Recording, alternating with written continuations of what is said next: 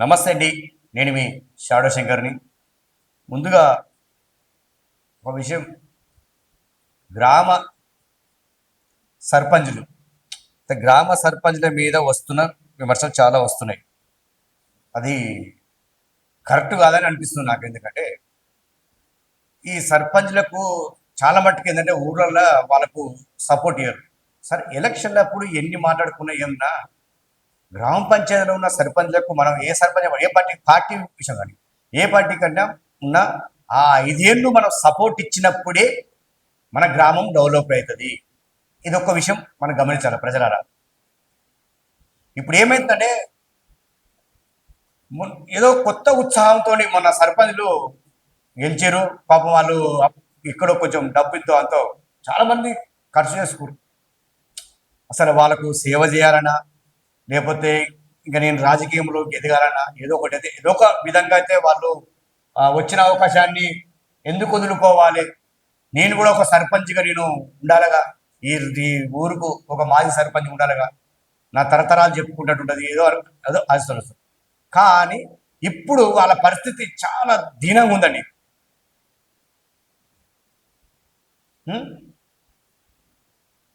వాళ్ళ అసలు వాళ్ళని ఏం పాపం చెప్పినా తక్కువనే.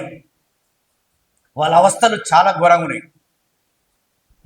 ఏమంటారు చెప్పు సార్, అట్లా చెప్తేనే కరెక్ట్ ఉంటుంది వీళ్ళకు. చెప్తాం. అయితే వాళ్ళు వచ్చిన కాలం నుంచి ఇప్పుడు బాగానే కొన్ని నెలలు గడుస్తుంది, ఇంకా సంవత్సరంగా పూర్తి చేసుకోలేదు. ఇప్పుడు మన ప్రభుత్వం ఏం చేస్తుందంటే రోజుకు ఒక మీటింగ్లు బయట మీటింగ్లు పెడుతుంది. మామూలుగా ఒక్క మీటింగ్కు ఎంతవరకు మామూలు ఖర్చు అంటే కొన్ని కోట్లనే ఉంటుంది. అది దాన్ని ఆర్గనైజ్ చేయాలి, ఆ మీటింగ్ చేయాలి, వచ్చిన వాళ్ళు తీసుకురావాలి, మీటింగ్ అక్కడ అయ్యే ఖర్చులు పెడితే కొన్ని కోట్లనే ఉంటుంది. ఈ మన రేవంత్ రెడ్డి ఏమో ఇష్టం వచ్చిన మీటింగ్లు పెట్టుకుంటూ పోతూనే ఉండు.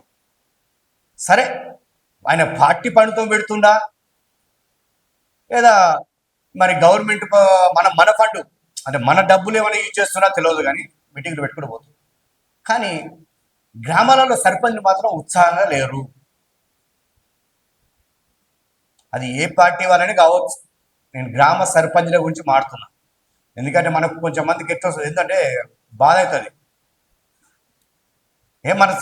మనకు నిధులు రాకపోయినా పర్లేదు, కానీ మన గవర్నమెంట్ పోయి మన పార్టీ అనేది కొంచెం ఊర్లలో ఈ ప్రిస్టేజ్ అనేది బాగుంటుంది. దాంతోనే మనం వెనుకబడిపోతున్నాం చాలా. అందకుండా పోతాయి, అభివృద్ధి జరగకుండా పోతుంది. సరే, అంశానికి వస్తే ఇంతవరకు వాళ్ళు వచ్చిన ఇన్నేళ్ల కాలం ఒక 6-7 నెలలు కావచ్చు, కొంచెం కడిగి కావచ్చు, ఇంతవరకు మన రాష్ట్ర ఫండ్ ఇంతవరకు రాలేండి. గ్రామాలకు ఏమన్నా అందుతున్నాయంటే వాళ్ళ దేశం నుంచే ఫండ్ వస్తుంది. ఆ దేశం నుంచి వచ్చి మన ఫండే అనుకో, మనం ట్యాక్స్ రూపంలో కట్టిన డబ్బులే అవి మనకు రిటర్న్ ఇస్తారు. ఏదో రకంగా మనం ట్యాక్స్ కడుతూ ఉంటాం మనకు గవర్నమెంట్కు. అంటే ఏదైనా మనం ఏ వస్తువులు కొన్నా, సపోజ్ ఇంకా మనకి ఈజీ కడతామంటే వైన్ షాప్లో ఒక మీద మందు కొత్తాం, మనం అనుకుంటాము గవర్నమెంట్ నిర్ణయించిందంటే దానికంతా జిఎస్టీ అంత ఇస్తారు, దానికి ట్యాక్స్ అంటే మనం మందు కొత్తాం.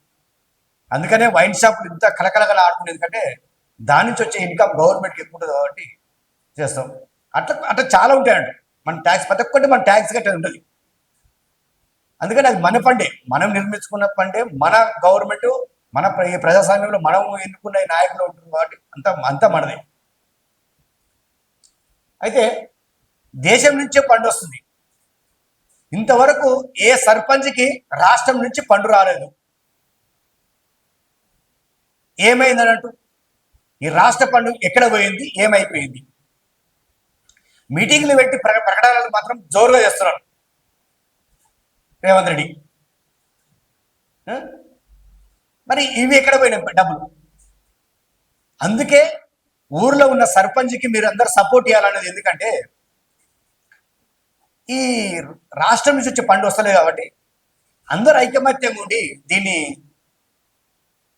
అడగడం నేర్చుకోవాలి. మనం ప్రశ్నించాలి, ఎక్కడ పోతుంది మన ఫండ్? సరే, మా సర్పంచ్ ఇప్పుడు 5 ఏళ్ళు ఉన్నాడు మన సర్పంచ్, అంటే మన సర్పంచ్ చూసుకోవాలి. సరే, ఏదో విధంగా పోటీ అనేది జరిగింది, అయిపోయింది. సర్పంచ్ అడగడమా, అక్కడ కార్యదర్శిని అడగడమా, మండలంలో ఎంపీడీఓని అడగడమా, ఇంకా పై అధికారులు అడగడమా, వచ్చిన ఎమ్మెల్యేలు అడగడమా, ఎవరినో ఒకరిని అడగాలి.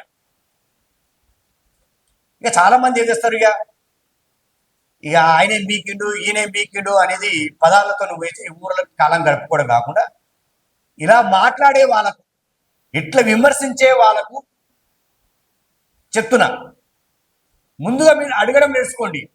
ఇక్కడ మాకెందుకు ఇంతవరకు గ్రామానికి ఫండ్ రాలేదు రాష్ట్ర ప్రభుత్వం నుంచి, ఈ రాష్ట్ర ఫండ్ ఎందుకు రాలేదు, ఏమైపోయింది, ఎక్కడ పోయిందని అడగాలి. అప్పుడు అడిగినప్పుడే గ్రామం డెవలప్ అవుతుంది. నిజంగా మీకు నా గ్రామం, ప్రజలు బాగుండాలని మీకు నిజంగా రాజకీయాలు చేసే ప్రతి ఒక్క నాయకుడికి ఇది నిజంగా మీ మనసులో ఉందా? ప్రజలను గమనించండి. మీ ఊర్లోనే తిరిగే రాజకీయ నాయకులు ఉంటారు కదా, అధికారం ఉన్న వాళ్ళకే బాధ్యత కాదు, ఆ రాజకీయ కోణంలో తిరిగే వాళ్ళకు కూడా, ఆ రాజకీయ నీడ కింద తిరిగే వాళ్ళకు కూడా బాధ్యత ఉంటుంది. మరి మీరు ఏ పార్టీ అడుగుతున్నారు గవర్నమెంట్ నుంచి, ఏ పార్టీ పని చేపిస్తారు, మీరు ప్రతిపక్షం ఉండరు కదా, ఏం చేస్తారు, మీరు రాజకీయాలు వేస్తున్నారు అని చెప్పేసి అది కూడా అడగండి. అప్పుడు వాళ్ళ ఆటలు నేర్స్తాయి. ఎందుకంటే వాళ్ళ ఆటలు ఎందుకు నేర్స్తాయంటే, వాళ్ళు ఎందుకు ఎవరికో ఆడుకోరంటే, మీరు గమనించుంటారు పెద్ద పెద్ద ఫంక్షన్ల వీళ్ళు నాయకులు, పెద్ద పెద్ద నాయకులు కలిసికొని అలాగే బలా ఇచ్చుకొని నమస్తే పెట్టుకొని మంచిగా అంత హ్యాపీగా ఉంటారు, చాలా హ్యాపీగా ఉంటారు వాళ్ళు. మనలాంటి మీడియా వాళ్ళు పోయి అడిగితే, ఏం సార్ మొత్తం కలిసిపోతురా, మరి ఏం మంత్రాలు ఏం జరుపుతున్నారు ఏంటంటే ఒకటే చెప్తారు, హే మేము వ్యక్తిగతంగా చాలా మంచోళ్ళు, మేము మంచోళ్ళం, రాజకీయంగా రాజకీయమే, వ్యక్తిగతంగా మేము మంచోళ్ళమే అంటాడు. నువ్వు అది లాజిక్, ఆ ఒక్క లాజిక్తోనే తప్పించుకుంటారు వాళ్ళు. అది మనం గమనించాం. మన ఊళ్ళల్లో మాత్రం నా పార్టీ నా పార్టీ నా పార్టీని కొట్టుకొని వస్తాం. దెబ్బలు తినేది మనమే, ఒక సామాన్యులమే, కేసులు పెట్టుకునేది మనమే, కొట్లాడుకునేది అన్ని మనమే, పంచాయతీలు విమర్శలు. ఒక అన్నదమ్ములలో వస్తే మాత్రం అది కాదు, పార్టీ పరంగా నమ్ముకోవడానికి అది ఇప్పుడు సరే, ఒక పార్టీ సిద్ధాంతాన్ని ఉంచుకోవడం అది మంచిదే, కరెక్ట్, అది ఉండొచ్చు, ఒక అభిమానం ఉండొచ్చు, కానీ కొట్టుకునే కాడికని తెలియదు. మరి వీళ్ళెందుకు కొట్టుకోరు, వీళ్ళెందుకు తిట్టుకోరు, వీళ్ళెందుకు ప్రశాంతంగా ఉంటారు? ఒక ఎమ్మెల్యే, ఓడిపోయిన ఎమ్మెల్యే కొన్ని కోట్లు ఖర్చు పెట్టిస్తాడు, తెల్లారు వస్తే హ్యాపీగా నవ్వుకుంటాడు. మరి పెట్టింది సొంత డబ్బేనా? మన దగ్గర కొంచెం డబ్బు పెట్టి ఖర్చు చేస్తేనే అసలు కింద మీద కొట్టుకుంటాం, మనకు లేని రోగాలు, హాస్టోకులు, అటాక్ వస్తుంది, ఏదో అసలు రకరకాల, అసలు మన బతుకు ఇంట్లో గొడవలు లొల్లు అవుతాయి ఒక లక్షల ఖర్చు పెడితే. మరి వీళ్ళు కోట్ల ఖర్చు పెట్టి ఎందుకంటే వీళ్ళకు ఎవరో ఒకరు ఇన్నోళ్ళు ఏం చేస్తారంటే, గెలిచిన ప్రభుత్వం మన వీళ్ళకి ఎక్కడ ఒక రూపంగా మన కాంట్రాక్ట్ ఏదో ఒకటి ఇచ్చి పైకి లేకపోస్తారు, వీళ్ళు కాపాడుకుంటారు. వీళ్ళంతా రాజకీయ నాయకులు ఎందుకంటే ఒక కుటుంబానికి చెందిన వాళ్ళు.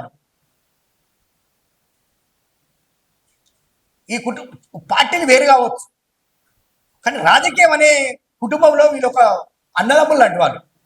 వీళ్ళ కొట్లాడుకోవడం బయటికి కనబడ్డప్పుడే కొట్లాడుకోవాలి. మన తర్వాత ఫోన్ చేసుకొని, నువ్వు మస్తు ఇష్టం పోయినా అని అడుగుతాడు. ఎందుకంటే వీళ్ళు ఏం చేస్తారు, ఇప్పుడు సోషల్ మీడియా ఎక్కువ అయిపోయింది కదా, ఏదో విధంగా నేను ఫేమస్ కావాలి, ఏదో విధంగా నేను ప్రజల్లో ఉండాలి అని ఏదో చేసుకొని చేసుకుంటాడు, మెంబర్స్ చేసుకుంటాడు.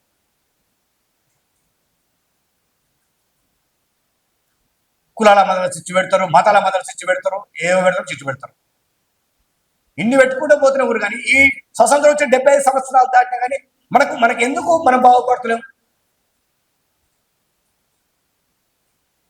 విద్యాపరంగా మనం వెనుకబడ్డాం, వైద్యపరంగా మనం వెనుకబడ్డాం, రైతులకు అసలు చెప్పనవసరమే లేదు. ఇక వాళ్ళు ఎప్పుడు తీరనే తిరవు. వీటి మీద ఎంతో మంది ఉపన్యాసాలు ఇచ్చని, ఎంతో మంది వ్యాసాలు రాయని, ఎంతో మంది పాటలు వాడని, అంటే ఎంతో విధంగా ఎవరో ఒకటి ఏదో విధంగా మేలు కొట్టినా కానీ ప్రజలకు ఎందుకు పోతలేదు వాయిస్, ప్రజలలో ఎందుకు వస్తలేదు మార్పు? ఎందుకంటే ఒక వ్యక్తిని మనం నమ్ముతాం, వాడు చెప్పిందే వింటాం, వాడి మైండ్లో మనం బందీ అయిపోతాం. కాబట్టి వాళ్ళ ఇష్టం వచ్చిన వాడలు నడుస్తున్నాయి. ఈ గవర్నమెంట్లు ఒకరికి కొత్తగా ఒక గవర్నమెంట్ పోయినాక ఒక గవర్నమెంట్కి అప్పచెప్తే అది ప్రజలకు అందుతున్నప్పుడు దాంట్లో ఇంకా నిధులు ఎక్కువ కేటాయించి ఇంకేమైనా ఎక్కువ డెవలప్ చేస్తే ప్రజలకు ఏమైనా అందుతుంది, ఏమైనా మేలు జరుగుతుంది. ఆయన పెట్టింది నేనెందుకు ఉంచుకోవాలని చెప్పేసి ఈయన పేరు మారుస్తాడు దానికి ఇంత ఖర్చు. ఈ వృధా ఖర్చుల వల్ల జనాలు ఏమో మనకు అవపడతలేదు. ఎలక్షన్ రాగానే అందరికి తీపి మాటలు మొదలవుతాయి, అందరికి పలకరింపులు మొదలవుతాయి. ఇక ఎవడన్నా పెద్ద నాయకుడు వచ్చి ఎవడన్నా బుధమే చేసి ఏమరా బాగున్నావా అంటే ఏదో ఒక పేరు పెట్టి బాగున్నావు అంటే ఇక కథం ఆయన నాకు బుధమే చేసి మాట్లాడాడు కథం, అంతకన్నా ఎక్కువ లేదట. వాస్తవానికి మంచిది కాదంటే పలకరింపు అన్న మంచిది. ఆ పలకరించినప్పుడు నువ్వు కూడా మీరేమైనా అడగాలి కదా ఆయన్ని. మరి మీకు ఇన్ని సంవత్సరాలు సార్ మాకు ఏం జరిగింది, మాకు మా పిల్లలు అట్నే ఉండు, మా చదువులు అట్నే ఉన్నాయి, అన్ని విధాలుగానే ఉన్నాయి.